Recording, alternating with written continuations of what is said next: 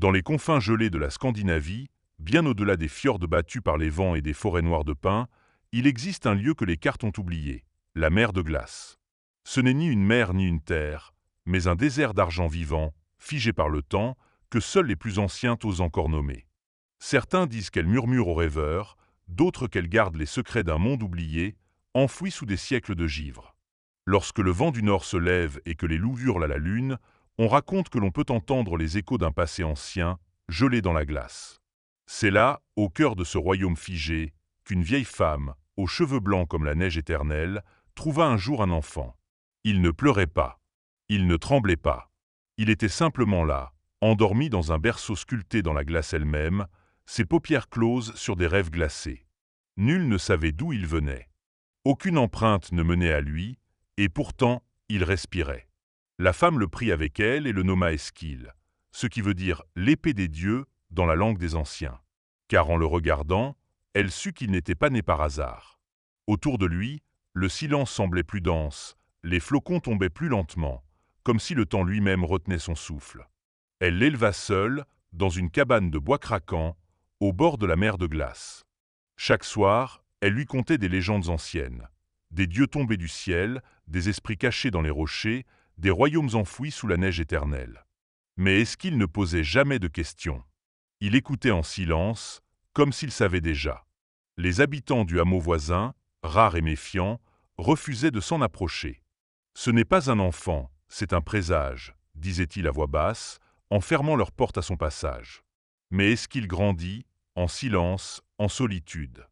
Et parfois, dans le souffle des aurores boréales, il entendait des voix anciennes l'appeler par son nom.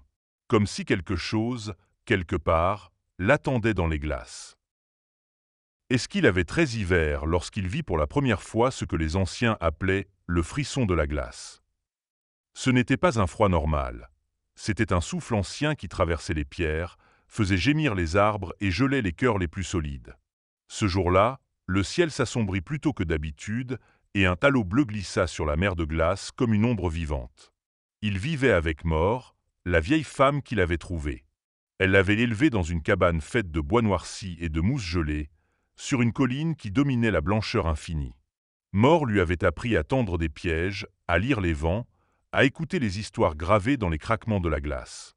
Elle ne parlait jamais de son passé, mais ses silences étaient lourds, pleins de choses tues. Au fil des ans, Esquil grandissait. Ses cheveux, d'un blond presque blanc, semblaient capter la lumière des aurores.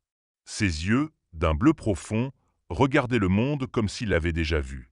Il ne tombait jamais malade, pouvait marcher des jours sans fatigue et ressentait parfois, dans les profondeurs de l'hiver, une chaleur étrange monter en lui, comme si quelque chose dormait dans sa poitrine. Mais surtout, il entendait. Des mots soufflés dans une langue inconnue, chaque nuit un peu plus claire. Des appels, parfois urgents, parfois doux, comme une berceuse oubliée. Mort l'observait, inquiète. Elle gardait au fond d'un coffre de fer une pierre ronde, gravée d'un symbole disparu, qu'elle ne lui montrait que lors des grandes tempêtes. Cette pierre vibrait au contact d'Esquil, comme si elle reconnaissait son sang. Les habitants du hameau voisin n'osaient plus prononcer son nom. Ils disaient qu'il parlait aux loups, qu'il ne laissait pas de traces dans la neige fraîche, que les aurores boréales changeaient de forme lorsqu'il levait les yeux vers elle. Un ancien, aveugle mais lucide, avait murmuré un jour « Il n'est pas d'ici, et le monde d'où il vient viendra le chercher ». Esquil, lui, se sentait entre deux mondes. Il n'était ni totalement humain, ni totalement autre. Mais il ignorait encore ce qu'il devait devenir. Une nuit, alors que Mort dormait profondément, il fut tiré de son sommeil par une lumière étrange. Elle venait de la mer de glace, un éclat blanc, pulsant, comme un battement de cœur à l'horizon. Sans réfléchir, il enfila sa cape, saisit sa lanterne et s'aventura dehors. Le vent était glacial, mordant, mais il avançait sans peur. Chaque pas semblait guidé, chaque souffle du vent comme un murmure de bienvenue. Il marcha des heures, jusqu'à ce que la lumière s'intensifie. Et là, au bord d'un abîme gelé, il vit une chose qui changea tout. Un cercle parfait, taillé dans la glace, entourait une épée ancienne, plantée profondément dans le sol gelé. La lame était fine, légèrement incurvée, et brillait d'un éclat bleuté. Autour d'elle, la glace ne fondait pas, Elle vibrait. Esquil s'approcha, la main tremblante. Et lorsqu'il tendit les doigts, le vent s'arrêta net. La glace retint son souffle. Et la voix, pour la première fois, prononça son nom clairement. La voix qui avait prononcé son nom n'était ni humaine, ni totalement autre. Elle résonnait dans sa poitrine comme un souvenir enfoui, une mélodie qu'il aurait déjà entendue, dans une autre vie. Esquil le rapproche. Il recula d'un pas. La glace autour de l'épée brillait plus fort maintenant, projetant sur son visage des reflets mouvants, presque vivants. Puis, d'un seul coup, un éclair bleu s'échappa de la lame et fendit le ciel en deux. Les nuages se dispersèrent dans un craquement, et la mer de glace elle-même sembla se contracter. Esquil tomba à genoux. Un vertige violent le saisit. Des visions éclatèrent dans son esprit. Une cité blanche ensevelie sous la glace. Des silhouettes encapuchonnées autour d'un cercle de pierre. Un enfant aux yeux fermés, porté par les flots d'un lac gelé. Des images brèves mais intenses, venues d'un autre temps, d'un autre monde. Quand il reprit ses esprits, le silence s'était fait total. Mais un silence habité, chargé. Puis, dans la distance, il entendit le hurlement des loups. Mais ce n'était pas un cri de chasse, c'était un chant ancien, profond, comme une incantation. Et il comprit, il avait réveillé quelque chose. La glace sous ses pieds vibrait encore. Il recula lentement, les yeux fixés sur l'épée, comme si elle allait bouger d'elle-même. Puis il tourna les talons et courut à travers la plaine blanche, le cœur battant, la respiration courte. Le vent s'était levé, et avec lui, des ombres glissaient dans la nuit. Lorsqu'il atteignit enfin la cabane, il ouvrit la porte d'un coup, et sut que tout avait changé. Mort était là, droite, figée, au centre de la pièce. Elle tenait dans ses mains la pierre gravée, qui brillait d'un éclat intense. Autour d'elle, les murs semblaient trembler. « Tu y es allé. Tu l'as trouvé, n'est-ce pas ?» Sa voix était calme, mais ses yeux brillaient d'une tristesse infinie. Elle déposa la pierre dans ses mains, et pour la première fois, Esquil sentit son véritable poids. Elle était chaude. Trop chaude. Ce monde t'appelle. Tu ne pourras plus l'ignorer. Tu viens d'ailleurs, Esquil. Et ceux qui t'y attendent ne sont pas humains. Avant qu'il ne puisse parler, un coup sourd retentit à la porte. 3 frappes. Lentes. Profondes. Le sol vibra légèrement. Mort pâlit. Ils sont déjà là. Mort poussa Esquil vers l'arrière de la cabane, sa voix basse et rapide. Prends le chemin des pierres bleues. Ne te retourne pas. Et surtout, ne leur parle pas. Elle ouvrit une trappe sous le tapis, révélant un tunnel creusé dans le sol gelé. Esquil hésita. Il voulait comprendre, poser des questions. Mais les coups à la porte retentirent à nouveau, plus puissants, plus proches. Il s'engouffra dans l'obscurité. Derrière lui, Mort referma la trappe. Puis il entendit le bois éclater. Le tunnel menait à l'extérieur du hameau, là où les collines blanches ondulaient comme des vagues silencieuses. Esquil marchait vite, le souffle court, le cœur en feu. La pierre dans sa poche semblait le guider. À chaque croisement, elle devenait plus chaude d'un côté, comme une boussole vivante. La première nuit fut glaciale. Il se réfugia dans une grotte, mais n'y trouva aucun sommeil. Des bruits résonnaient dans les parois, des murmures, des pleurs, parfois même son propre nom. Le lendemain, il rencontra son premier obstacle. Un lac, noir et gelé, bloquait son passage. Mais le plus étrange, ce fut ce qu'il vit sur l'autre rive. Une silhouette, identique à lui. Elle lui fit signe d'approcher, puis s'enfonça sous la glace. Il posa un pied sur la surface figée, qui ne céda pas. Il avança, lentement, en retenant son souffle. Arrivé au milieu, la glace se fissura brutalement, et un bras surgit des profondeurs, saisissant sa cheville. Esquil hurla. Mais avant de sombrer, la pierre dans sa poche s'illumina. La glace se referma en un éclair de lumière. La silhouette disparut. Il resta figé un moment, tremblant, agenouillé, glacé jusqu'aux os. Ce n'était pas une illusion. C'était un avertissement. Il reprit sa marche, plus prudent. Les jours suivants, il fut confronté à d'autres épreuves. Une tempête de givre où le vent murmurait ses pensées les plus sombres. Un renard à 3 queues qui parlait comme un homme et lui proposa un pacte en échange de la pierre. Une forêt figée dans le temps, où chaque pas le ramenait au même endroit. Un soir, il croisa une femme sans visage, vêtue de brume, qui lui demanda « Que cherches-tu, enfant de la glace ?» Il resta muet. Elle tendit la main vers lui, et lorsqu'il refusa de la prendre, elle disparut dans un éclat de givre. À chaque piège évité, la pierre dans sa poche pulsait plus fort. Elle lui donnait de la force, mais aussi des visions. Il voyait des fragments d'un monde oublié, des géants de givre tombant dans la mer, des portes de glace s'ouvrant sur des royaumes obscurs, des chants d'adieu murmurés par les étoiles. Il commençait à comprendre, cette quête n'était pas qu'un voyage. C'était un retour. Enfin, au bout de 6 jours et 6 nuits, il atteignit la falaise d'Askem.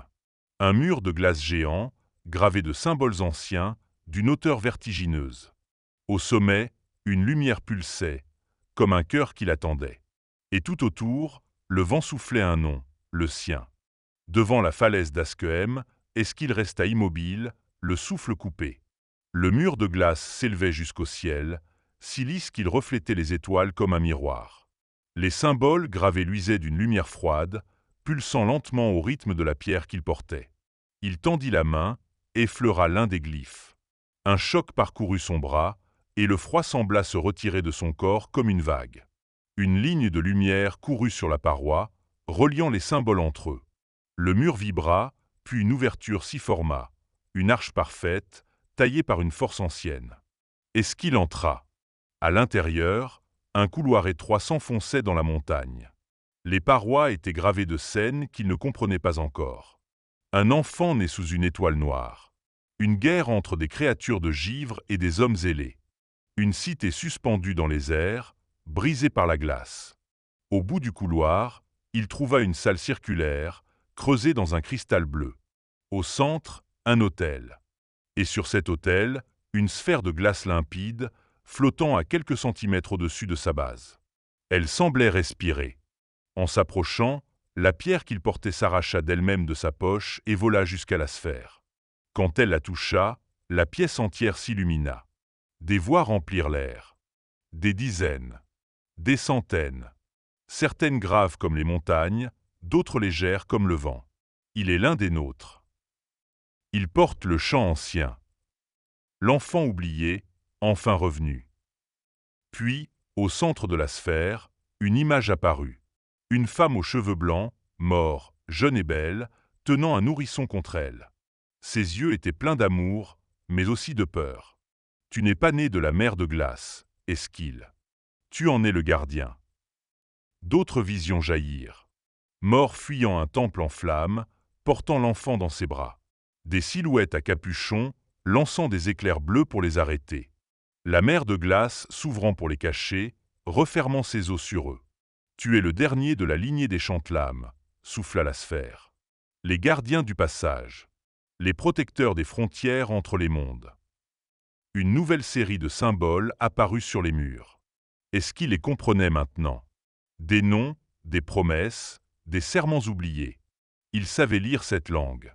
Il la connaissait sans l'avoir jamais apprise. Son cœur battait plus fort. Il voyait le passé. Il sentait l'avenir. Et il comprenait que ce qu'il croyait être un exil était une mission. Mais alors, la sphère se fissura.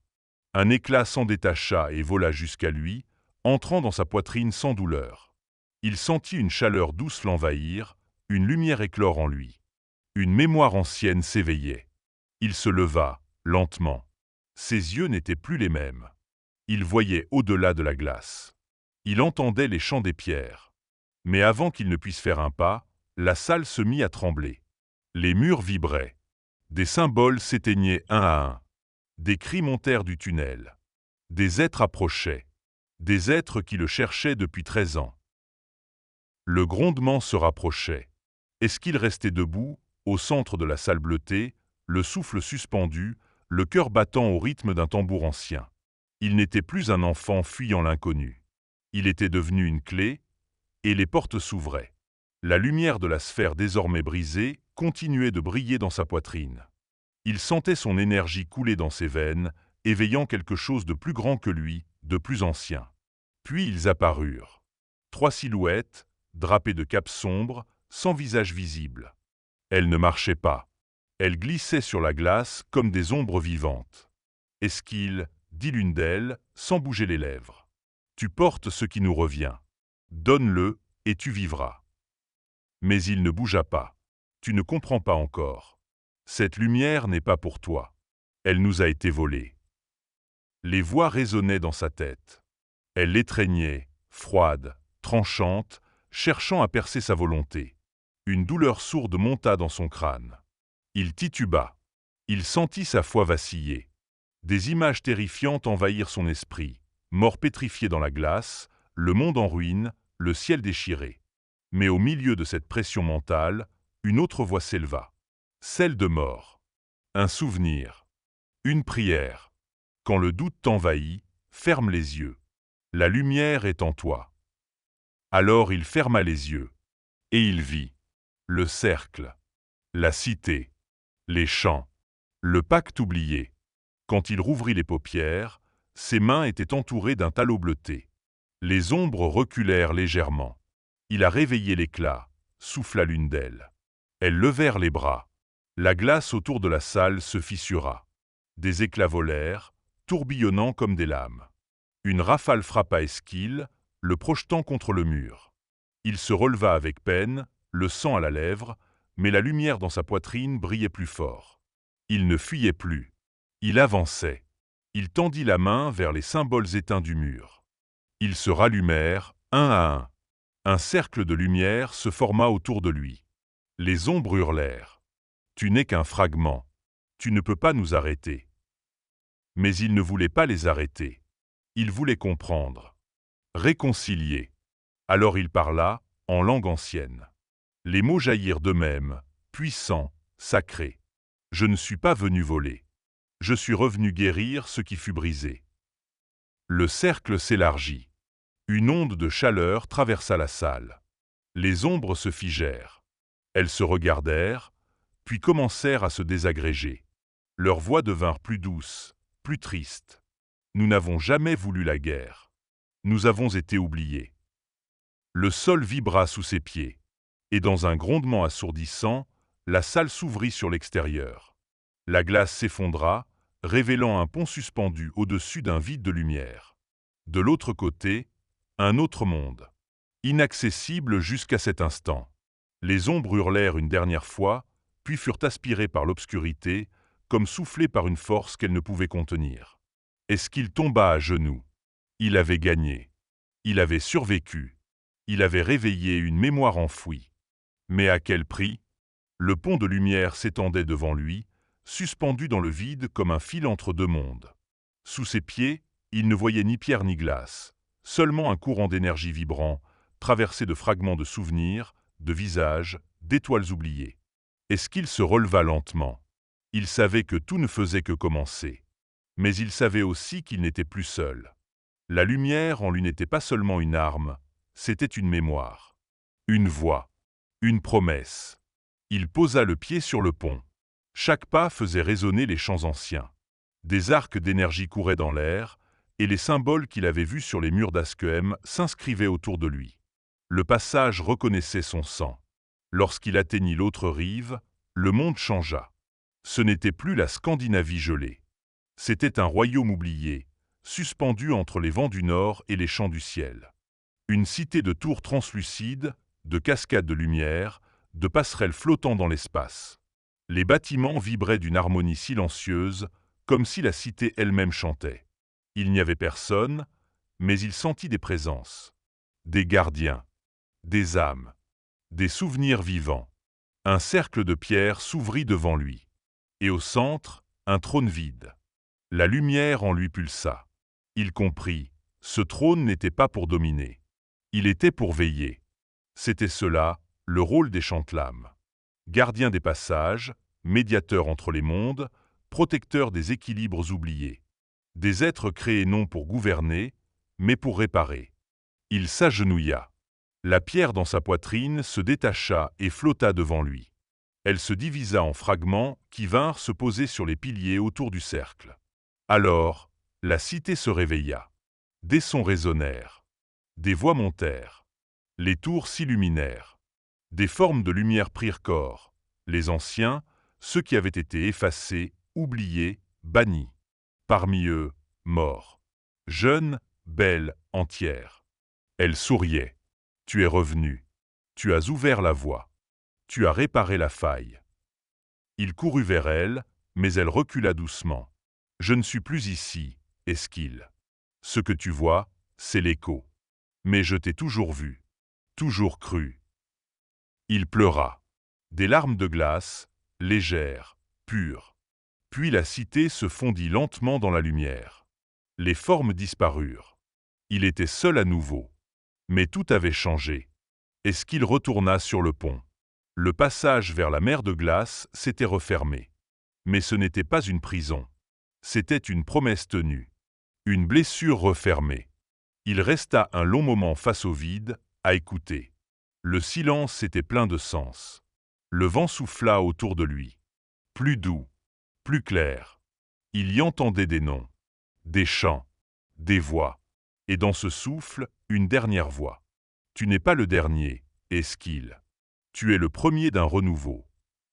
Il regarda les étoiles, puis tourna les talons. Un nouveau sentier s'ouvrait devant lui. Pas vers un retour, mais vers un commencement. Et depuis ce jour, lorsque les vents du nord soufflent plus fort, certains affirment entendre un chant venu d'ailleurs. Un chant ancien, tissé de silence et de lumière, qui traverse les cimes enneigées et réveille les cœurs oubliés. Il ne ressemble à aucun murmure humain. C'est la mémoire du froid qui parle, et elle dit son nom. On raconte qu'un enfant de glace a rétabli un passage, qu'il a parlé aux ombres, guéri les ruptures et rallumé la mémoire du monde. Que là où le givre est éternel, il a laissé une empreinte chaude, invisible, mais vivante. Mais nul ne sait vraiment ce qu'il est devenu. Certains disent qu'il veille toujours entre deux mondes. D'autres affirment qu'il est devenu vent, ou lumière, ou pensée. Il n'est ni Dieu, ni homme. Il est le lien. Et si un jour vous marchez seul dans la neige et que la glace se met à chanter, ne fuyez pas, ne parlez pas, écoutez, car peut-être qu'alors, vous aussi, entendrez la voix d'Esquile. Et vous souviendrez que parfois, dans le silence le plus froid, naît la plus ancienne des lumières.